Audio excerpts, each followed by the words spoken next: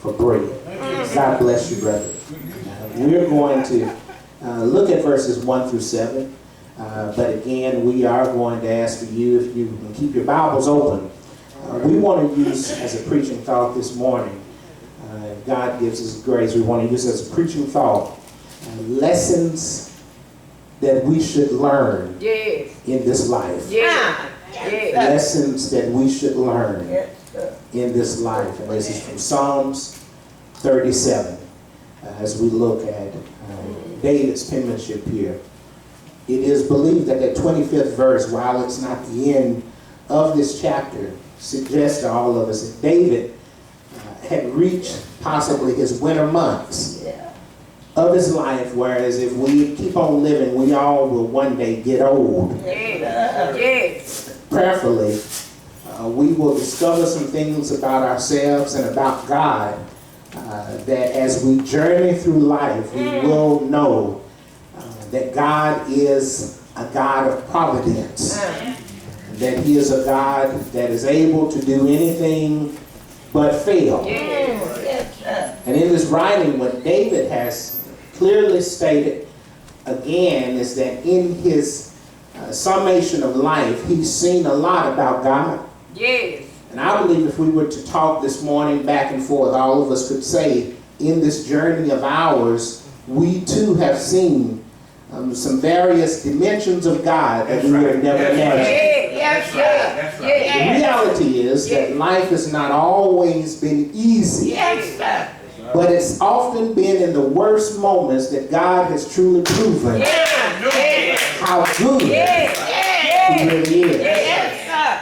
What a mighty God we serve. That David did not allow his tough spots to cause for him to turn his eye from God. This was not a total praise, as we shared last week in the 30th number, where it was a psalm of praise and thanksgiving, but this was a song or a psalm of direction.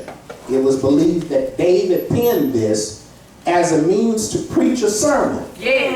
And when we look at the Hebrew language, it appears that he used a literary form, an acrostic, in this 37th number.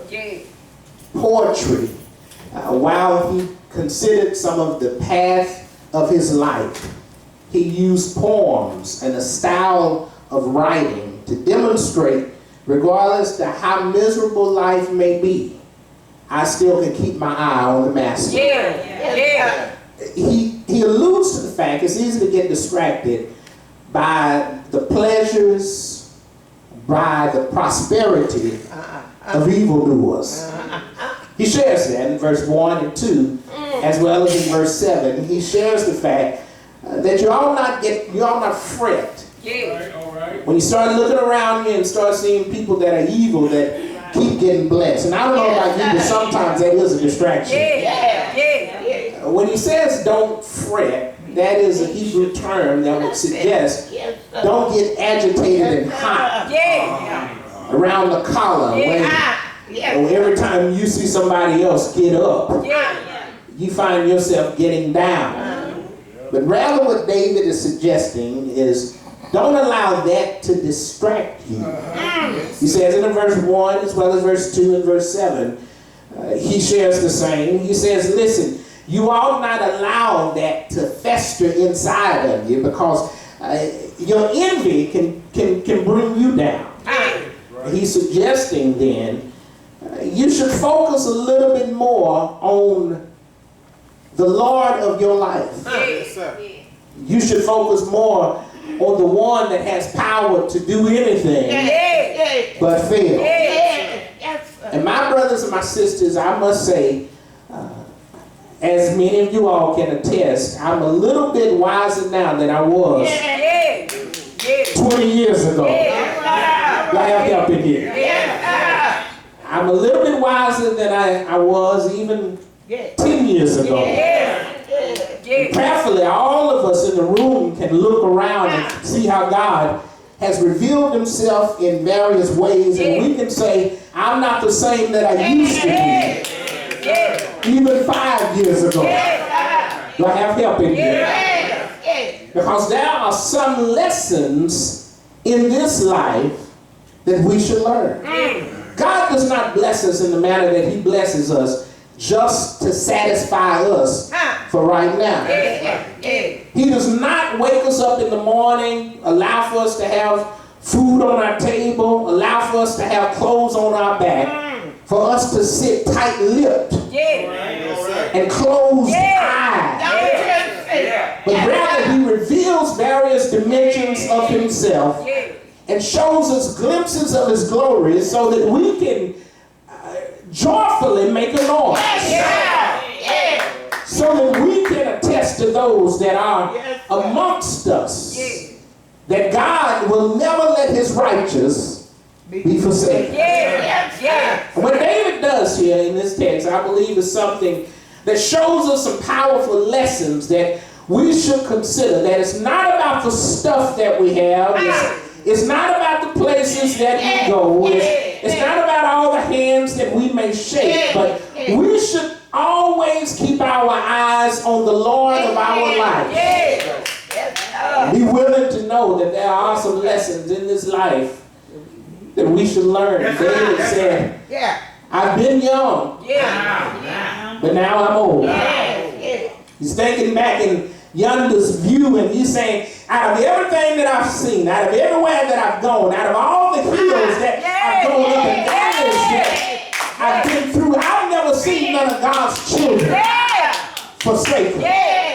I've never seen his children begging for bread.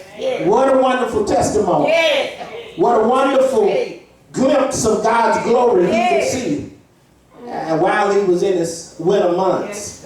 My prayer, my brothers and sisters, for all of us to have a similar statement like that, where we can say, you know, I've been through a lot, and every now and then it's good to think about how far you've come. You'll have help in the room. And when you begin to think about how far God has brought you, I think every now and then it's good for you to tell somebody, out of everything I've been through, I've never seen God fall short. I've never seen God turn a deaf ear to his children and not provide for them the things that he may need. I've never seen God unable to do what he needs to do. But David was not suggesting that God's people had God on a chain. God was not on his people's leash. David was not suggesting that. But David was saying, in essence, the Lord of your life is providential enough where he can provide for you whatever you need. And so when you look around and you see people around you, and they cutting corners just to try to make it. And you know what I'm talking about when I say cutting corners. They know what's right, but they still do what's wrong. Cutting corners, just cheating, getting over, trying to do whatever they can to get a step ahead. David is saying they were doing that in my day. And I believe his word is futuristic enough to provide for us, even in 2018, a sense of solace where we can say, even in today's time, when we see folks trying to get over, don't take your eyes off of the Lord of your life. So he said, I am the way, the truth, and the life. So when we see what David is showing, he provides for us some actions that could lead to successful living. And that's a wonderful lesson for us to pick up. I was thankful when Sister Karen provided this passage to us. Proverbs jumps to mind. David's son, Solomon, had penned that. And Proverbs 3, you remember, where he stated that you should trust in the Lord with all your heart, and lean not to your own understanding, all your ways acknowledge him, and he shall direct your path. It appears that Solomon had picked up on some of the principles that his father David had imparted with him. And I think the backdrop of this message this morning shows us that David, even in this 37th number, pens to all of us great words that can show us that the Lord of our life can provide successful living. When we measure success, when we measure blessedness, I think this text shows us something. If you look real close, verse 3, it appears that David is suggesting if we truly want to have a successful life, we need to control our walk. Tell your neighbor, control your walk. Now, for those of you all who oftentimes walk for exercise, it's possible for you to, if you have not been doing it on the regular, when you start walking, if you don't measure your steps, and you just start picking up walking like you used to walk when you were exercising when you were 10 and 15, and you pull out there and you're not 10 or 15 now, and you start walking at that same pace, even though you may have a goal in mind, or basically a place you want to get to, how many of you know before you get there, you'll pull up on a Charlie horse? You will find yourself walking with a limp. You'll find yourself hurting and in great pain. It appears that what David is saying here is measure your walk, measure your steps, control your walk so that you can indeed demonstrate that you're trying to finish the course. He says this in verse 3, and if you look closely, it appears that he places an emphasis on trusting in the Lord. And if you're going to control your walk, you also need to look at that last part where he says, and do good. That's not one without the other. Trust in the Lord and do good. In essence, he's saying, put your reliance in God. That's right. And then the do good part is something that a lot of people may find easy, others may find challenging. Do good means watch your conduct. So when we control our walk, we're no longer focusing on what people around us that are evil that are doing. We're not focusing on that. Rather, we're finding ourselves at a place in our spiritual life where we understand we're trying to make it to the finish line. And the only way we're going to make it is if we trust in the Lord. Do I have any help in here? I watched how some of us in this room when we came in this morning, when we got ready to sit down, most of us had full assurance that the seat that we were going to sit in was going to hold us up. I didn't see anybody flipping a chair over, dissecting it, wondering if it was as stable as the other chair. I didn't see anybody doing a test on it because you believe that that seat had been tested before you showed up. Y'all don't hear what I'm saying. And I'm here to tell you that the God that I serve, I'm talking about the Lord of my life, has already been tested. He's proven that he got power to heal. He's proven that he has power to sustain. He has proven that he has power to give peace. He has proven that he can be a God that provides. There is no secret what my God can do. What he's done for others. Tell your neighbor he can do it for you. And so my trust is in God. But in retrospect, I can see that Paul is also saying, and do good. That means when I'm not in your sight, I still know who the Lord of my life is. That means if I'm outside of Smith County, and if I find myself in a surrounding where I don't see other church folk, that's not what's going to decide how I live my life. I don't care if I find myself on the shores of Tahiti. My life ought to demonstrate that I got a Lord of my life. And what David is saying, when you look around and you see everybody else look like they're being blessed, that's just seasonal. But if you really want a blessing that is sustained, then you need to control your walk. You need to make sure that you do good.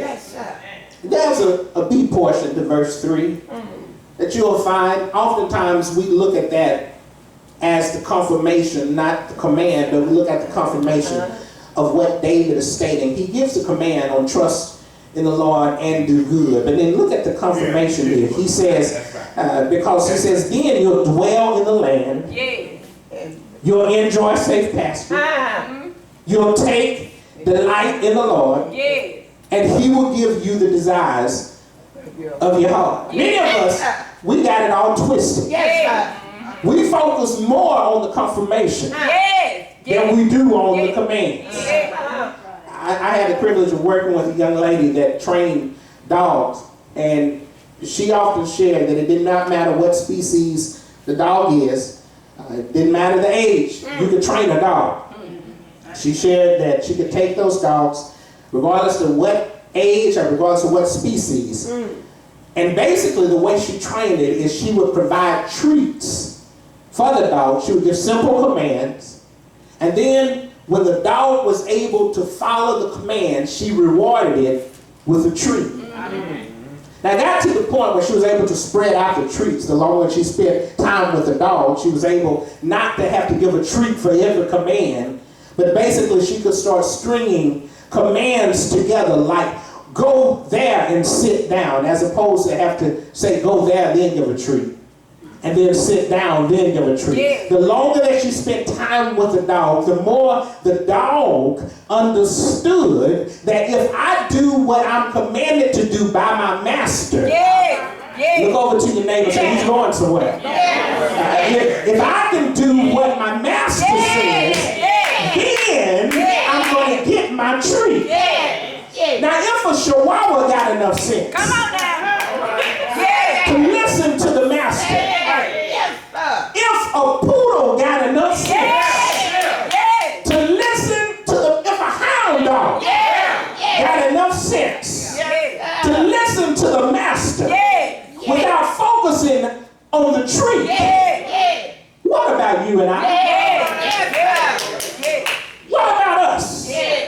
We ought not expect that God is going to take us to the green pastures. We ought not expect that God is going to have to take us to dwell in the land if we're not willing to do our part. And what David is saying is, I've lived long enough to figure this thing out. And I know I'm not seeing the righteous forsaken, our seed begging for bread, but here's the reason.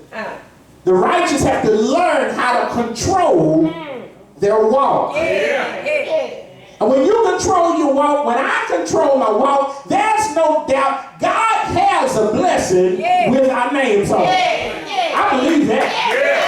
Oh, I believe that. But I also believe that if God decides to hold that blessing with my name on it until I see him face to face, that's God's prerogative because he's providential. And he's God all by himself.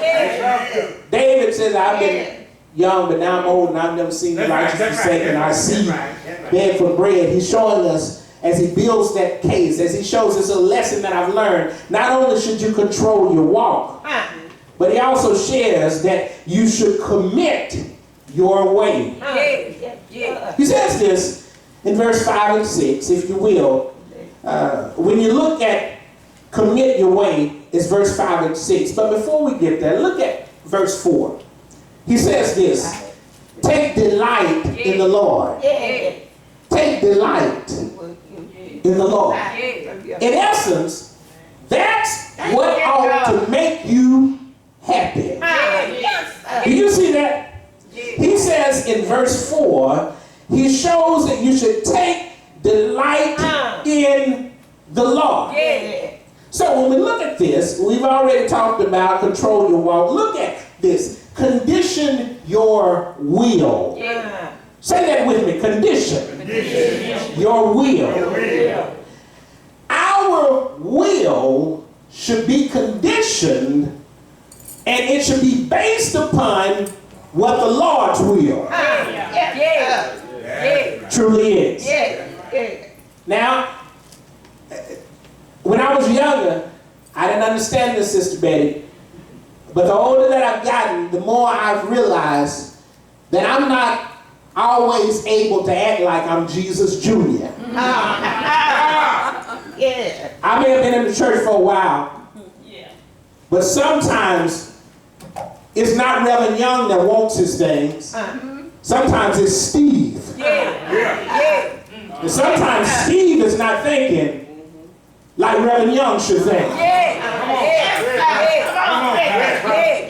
Reverend Young sometimes, and Pastor Young sometimes will know that you need to be still and know that he's God. Y'all have helping me. But sometimes Steve steps up. And Steve says, you ought to get this right now. Now, I have enough sense to know that inside of most of us, we have spiritual split personalities. Unfortunately, many of us, we have two beings that are often at fight one with another. I'm not crazy. Tell your neighbor, you're not crazy. You remember what Paul said, every time I try to do right, he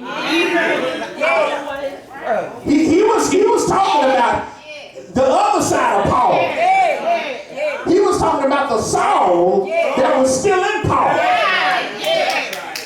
And many of us in the room, we have a split spiritual personality. And if we are not careful, the wrong side will start winning.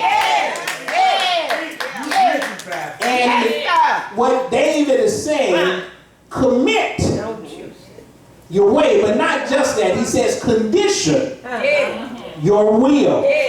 When he's in essence implying condition your will, then he's suggesting be true to yourself and know what you really think. But don't hide behind that. He says condition your will where you're willing to beat it into shape.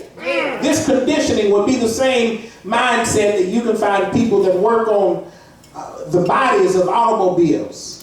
Oftentimes when there's a dent or ding in it, they would have to beat it to knock the dents out. Now imagine that. A dent got put in it because it was knocked out. And the way that you get the dent knocked out was you knock it out.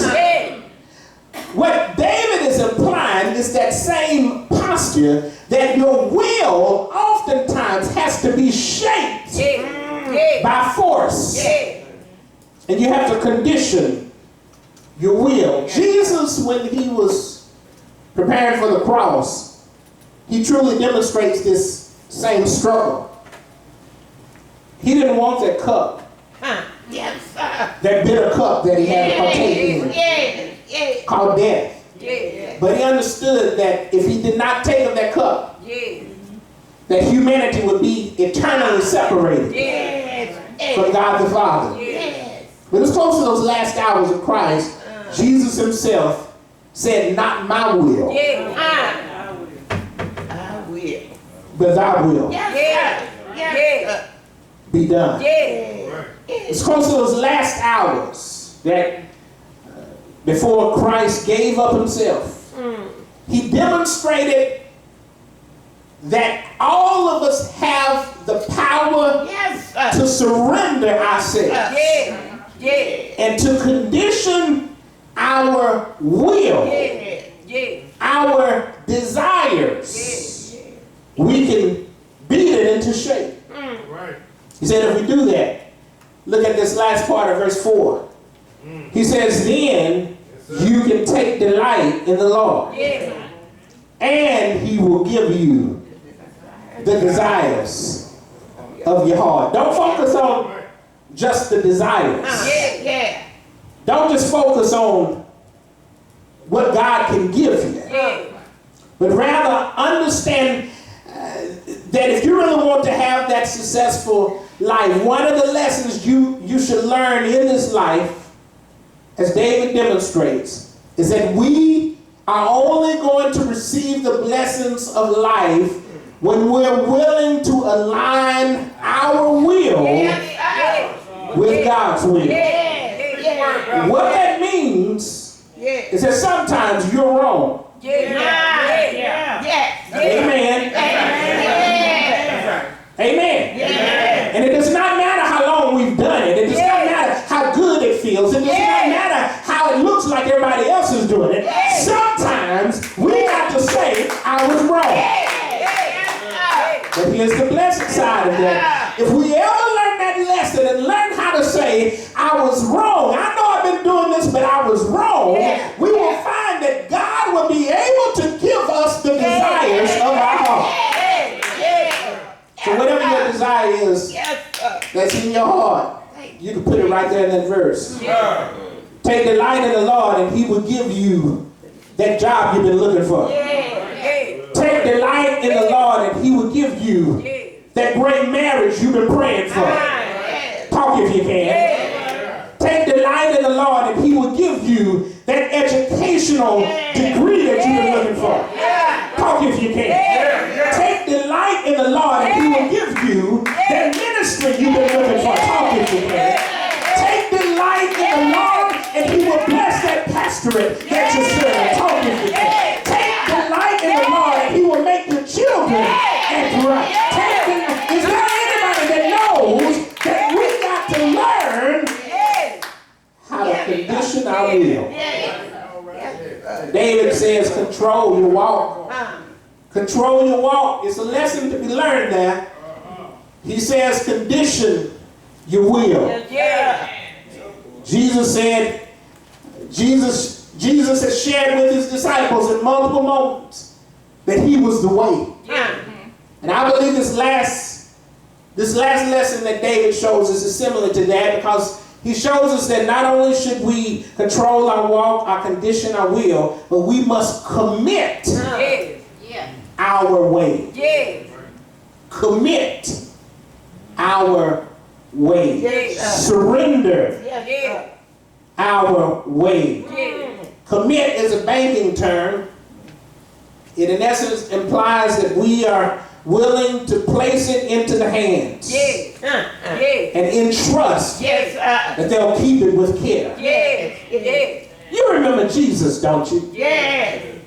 Jesus said before he departed, Father, it's into your hands that I commit my spirit.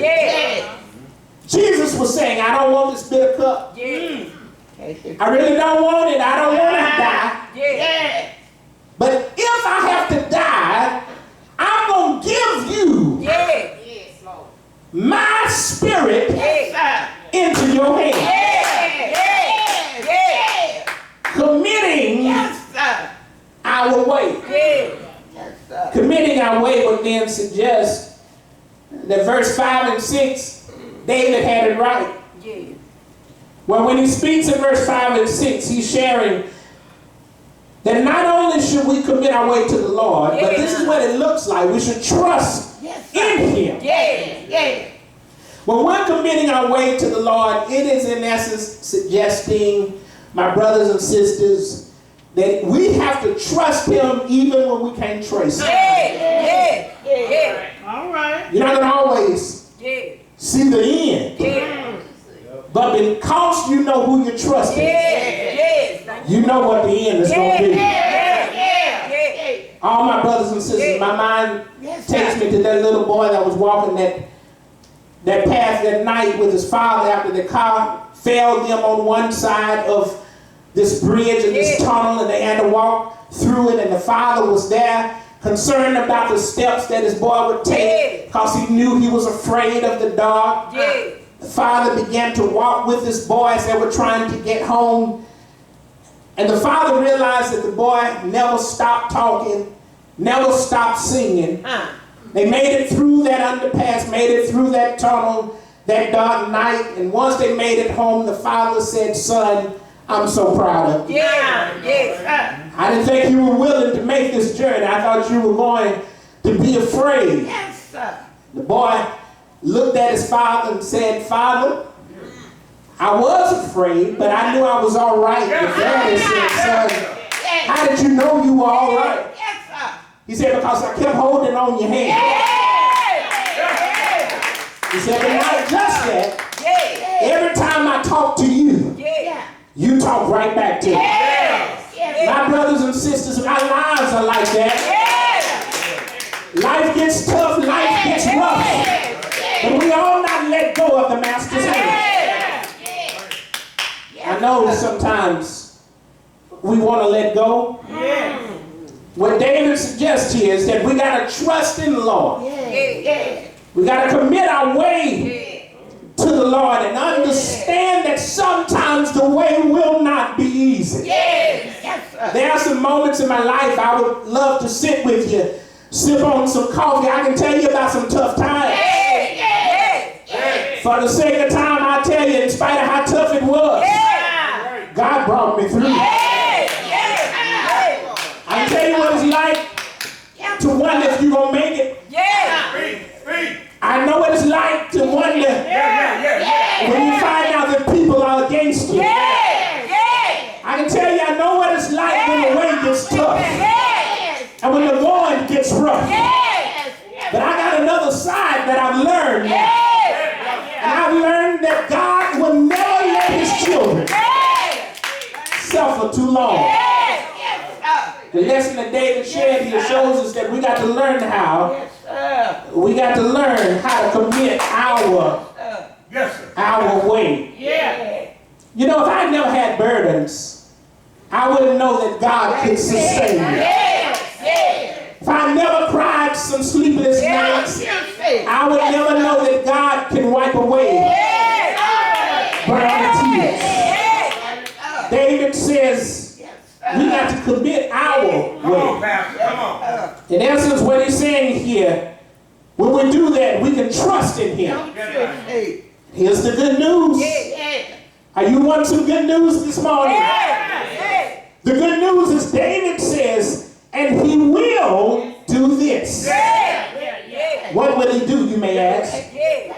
He says, he will make your righteous reward shine like the dawn. Your vindication like the noonday sun. Then he says, be still before the Lord and wait patiently for him. I don't know about you, but that's good news. It's good news to know that all we got to do is just wait. And that the Lord will make the righteous shine like the dawn. The blessing that God has for you may not be right now. You have help in here. But who's in the room willing to trust God until your blessing comes? Come on, Pastor. David had already shared in the 30th number, we shared last week, that weeping endures but for a night. Joy comes in the morning. If y'all would have been in Southwest Arkansas with me as a young boy, you would have had the pleasure of hearing Sister Jewel saying, I will trust in the Lord. And I promise him that I would serve him until I die. That's some stuff that I learned when I was young. I learned the lyrics, learned the melody, but the meaning of it means so much more now that I'm older. I've seen some sides of God, but I've never seen the righteous forsaken, or his seed beg for bread. Do y'all mind celebrating with me this morning? My brothers and sisters, there's a harsh reality that all of us will have to face in this life. And the reality is sometimes in life, we will have those moments that we don't know what tomorrow truly will bring. But I'm a living witness, my brothers and sisters, The God that I serve, He is able. Able to do anything but fail. Can I get a witness here? And is anybody in the room that can lift your hands and you can say, thank you, Lord, for what you have done for me? Is there anybody that can say, there is no secret what my God can do? What is done for others, He will do the same for you. Are there any witnesses here that can bless His name and can say, thank you, Lord, for being a powerful God, for being a providential God, for being a way maker, for being a burden bearer, for being a heavy load sharer? Is there anybody in here that can say, thank you, Lord, for letting me see how good you are?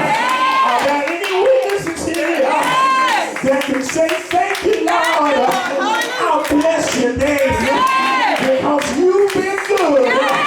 You brought me a mighty long way. Are there any witnesses that can say, thank you for bringing me through when I needed you? You were always there. Are there any witnesses here that can bless His name with me? Because God, He's a mighty God. Say yes. Say yes. Bless His name with me. Anybody grab a neighbor's hand, hold their hand, shout to God, because you don't know what they're going through. Hold their hand like you're getting born again. Shake their hand like you've been born again. And say thank you for bringing me through. Say thank you for bringing my sister through. Say yes. Any witnesses here that can stand on your feet and you can give God glory and you can bless His name. Say yes. Say yes.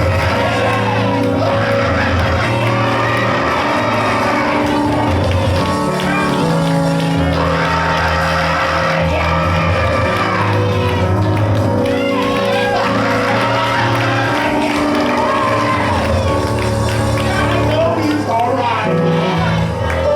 You know He's all right. Just give God some glory and say thank you.